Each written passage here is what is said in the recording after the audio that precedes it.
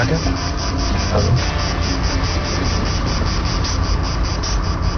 Θα βγάλει λίγο το γυαλάκι να δούμε το ματάκι.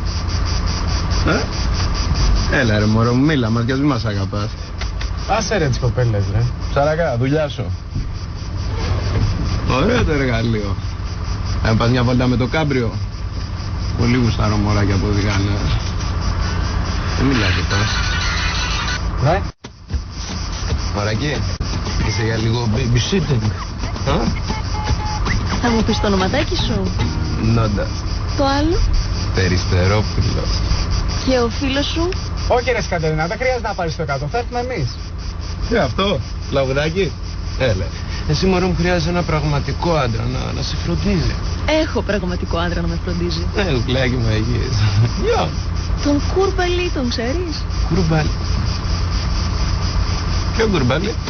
Το διοικητή του στρατοπέδου σου. Είναι ο πατέρας μου. Λαγουδάκης και Περιστερόπουλος είπαμε. Όχι ρε. Όχι ρε. Τι έκανες πάλι ρε? Ελπίζω να μην έχετε σχέδια για τις 2 επόμενες εβδομάδες. Α, κοπελιά. Εγώ σήμερα παίρνω άδεια και φεύγω Σαββατοκύριακο με την κοπέλα μου να πάμε στη Μήλο, η οποία είναι αισθητικός και... Το βούλωστο. Χλωμό το βλέπω.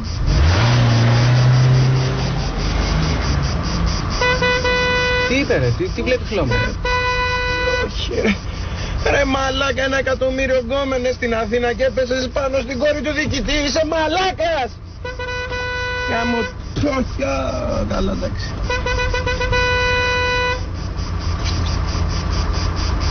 Αυτή είναι η κόρη του διοικητή. Αυτή.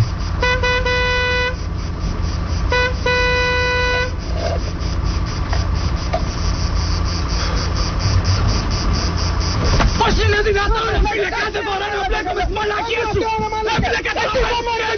φίλε, καταλαβαίνεις τι έγινε τώρα ρε μαλάκα! Τόση φωσαρία έκανα πώς ρε φίλο! Ποιος έξω! Ποιος έξω ρε! Ούτε στην έξω θα πάω ρε μαλάκα! Ούτε στη Μήλο θα πάω!